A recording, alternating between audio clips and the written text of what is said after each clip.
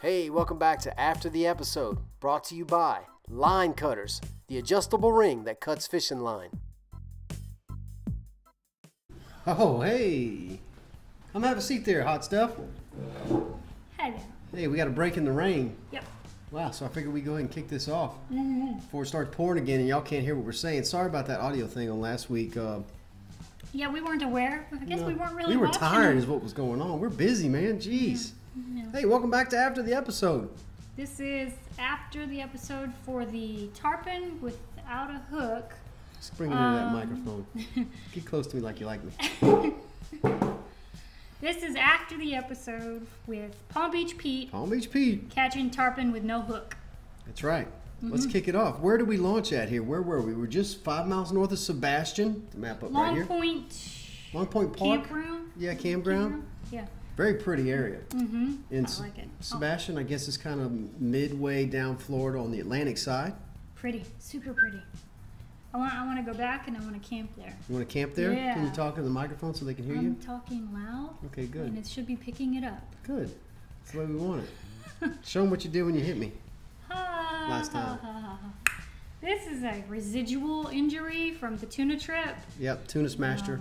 We have had it braced, and then we had to go to the emergency room the other day because it felt like it was getting worse. And it was actually not broken or fractured, so yay. Yeah. It's got some nerve damage on top. So y'all were on Dragonfly, which Palm Beach Pete likes. It's called Dragonfly. Palm Beach Pete's buddy builds Dragonfly skiffs and paddle boards. I was on one, Pete was on one, which left you in the what?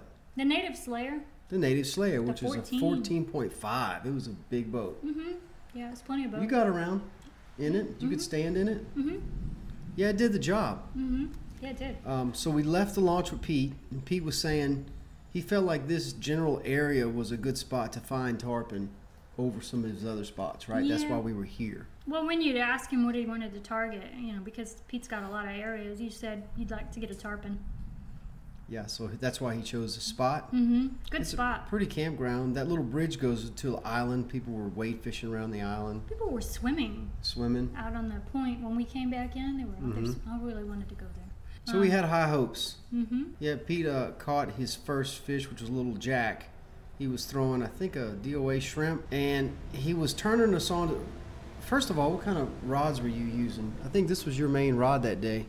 My norm. It's my usual. It's the red spin. McCain red spin. With the pin 7 reel. foot with a pin, Battle 2, 3000, with the blue Stealth spider wire. Yep. And was this 15 or 20 pound? I don't know. You spool all the rods. You'd know. I'm sure this might have been 15 pound. I was throwing, well, I had the Beast. I had the Battle 2 combo Why are we throwing that? with a 3020 pound blue camo spider wire braid. I had this in the boat because I knew we were going after tarpon, and it's a little stouter rig. Not a very fun rig to walk the dog with at all because it's heavy. Oh, there it is. You sure were using it. But it's got a lot of backbone, so I knew if I was just twitching baits a little bit and reeling baits in, I'd be okay. But I had a lot of backbone to winch snook and tarpon out of mangroves with it. That's why I kind of chose that. And I also brought my McCain rod with my good old Revo Beast, and I was throwing a lot of topwater with that and stuff. So as far as the lures we were using, I took a bait hook, and as you can see in this picture right here, and I nose hooked the gulp shrimp to kind of give it more action, and I had no weight on. I was just using the weight to get that real slow drop. Because Pete was saying these tarpon, especially these juvenile tarpon, like small stuff, and they like it really slow presentation. Nothing fleeing, just something swimming slow. I figure I can make it look like a wounded minnow, just slowly fluttering and falling. And it worked, but nothing ever whacked it. But Pete had you using something mighty different. What were you throwing? I was using the Yozuri. This bait right here. Bing! Now that Yozuri was very small, about 2.5 inches maybe, had a tiny lip on it. Yep. Right? And how did he have you reeling it? Straight in, slow. A slow retrieve. No bouncing, no fast, no wounded look. Man, I'm he talking. said, just make it look like a minnow swimming along. Swimming really slow. Because that's the way they're going to hit it. Watch where they're rolling. And when they roll, throw it a little bit ahead of them. So that lure worked, and he did whack it. Yeah, I was watching them in that corner. I was watching them roll through right there. See, I was watching them roll this way. Come down the bank line. And then they would roll that way. And I had thrown at them rolling a couple times, and nothing whacked it. So this is where your instincts came into play. You were seeing that they were actually moving up and down that bank line. Yeah, and every now and then they'd blow up some bait. So when nothing was rolling, I threw it in there and slow retrieved it, and wham! So here we were chasing the rolling tarpon, and Teresa was anticipating where they were moving back and forth from, which ended up being key for her. Well, I figured they've been rolling back and forth across here. If I blind cast into it, there's bound to be one eventually rolling through there that I don't see and hit this thing. And that was a very good decision because you hooked up on it. Yeah, really. Now the Yozuri, this thing's thrashing and jumping and thrashing. They thrash amazingly. It's just like spectacular, right? That's why it's a game fish. Yeah. And he throws the Yozuri. Immediately he threw it. He threw it and left you with what? And the tactical angler clip. Only. Pete and I were working to land the fish. Pete noticed that the bait was gone. He said the bait's gone.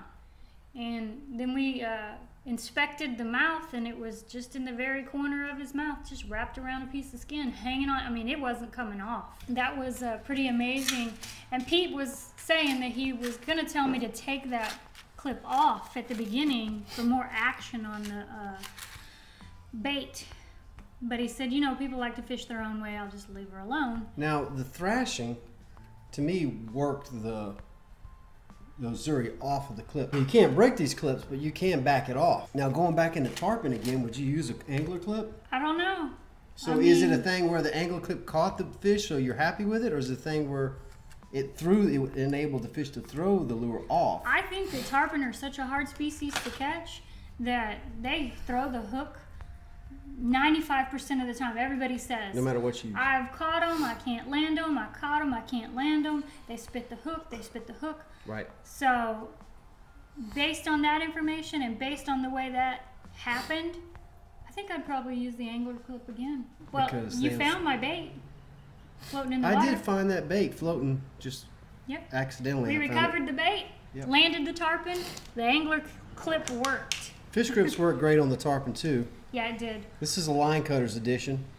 We just got these are awesome. Yeah, those are really cool. But any fish grip does great on any large fish, up to 200-pound weight capacity. I dropped him with that in his mouth. Yeah, and it kind of floated his head up. It did. These things and that's do float. Twice that I've dropped a fish with the grip in it. Actually, it's more than that. I dropped a shark once, and they cannot get away. They just kind of it floats them up a little bit, and they can't get away. So I've dropped a few fish with the fish grip in it. If they were still green, I'm sure they could. But once they're tired and you put that in there, it works great. I love the fish grip. Always have. Our custom line cutters rings. Line cutters carries those. Those are available on the website now. We've got the 30-mile out custom line cutter ring. What else you want to talk about that tarpon? He jumped. It was our first tarpon ever on the show. It was. I've never caught one. Teresa's never caught one. The first one for us. So you got the first one. Got the first one. How'd that feel? You caught our first snook, though. Yes, you're snookless. I'm snookless. And I'm tarponless. Yeah, and then we're both mahi-less. Look, see that rod there is bent like crazy, and it held up real good. That red spin holds up for me. I get it into some sticky situations, but it really holds up for me. And because Pete was saying, if you troll that bait too behind the boat, even when it's sitting still, tarpon will whack it. And other fish species. So I'm gonna troll it because it had a tiny lip on it, and it dug down just maybe a foot or so. That's it. So that was an awesome fight, awesome fish. Here's a pick. Awesome jumps, man. That thing, I don't know how much did it weigh. It's hard to tell. 15, 20 pounds. Yeah, I think Pete said 20 pounds. Felt every Can you bit of imagine 100. one that was 60 or 70 or 80 or 100? But what a beautiful place. I'm excited to go back. Me too. Me too. I think we're going to try to go in June, hook up with Pete again. It was so much fun. The whole trip was fun. The Sebastian area is beautiful. We would like to thank Palm Beach Pete for bringing the paddleboards and kayaks. It made it very easy on us. We're very grateful for that. He put us on fish. It was just a great trip, and he's a super great guy. If y'all have not watched Palm Beach Pete, check it out right here. Palm Beach Pete's YouTube channel is amazing. His offshore stuff is great. His vertical jigging offshore is amazing. I mean, he fishes with wrenches. He does some really cool stuff. He buys Craftsman wrenches and puts hooks on them and vertical jigs with them. It's pretty neat. Check out Palm Beach Pete's wrench fishing. You'll love it. Yep. But yeah, well, that's about all we got for today. We got some more stuff coming up next week. Yeah, we have, I guess it's kind of like the South Florida series. We filmed 3 different episodes and a vlog to go with it. So I'm glad to be home. Good to be home. We stealth camped. Watch the vlog for that. Oh, we slept in yeah. the element. Slept in the element. We didn't pay for one hotel room. Nope. And we got it all on film, so you're going to get to see that. Yep. A lot of fun, people. Oh, the hammock? new hammock, yeah. Avion? Avion. Avion? Gear is the new hammock. I don't know how you say it. They sent us Avion, some, Avion. and Teresa, we demoed it out on this trip, and it was comfy, and It's become my new favorite she hammock. adapted. She snuck it. Yeah. She took it immediately. I love it. It's like a double nest, so it's really, really big. And then the straps that come with it. You stole the straps from me. Yeah, I took the see straps. that. Stay tuned because I think they're going to send us a couple more to do a giveaway. Yeah, So, Facebook giveaway with the Avion hammocks. There you go.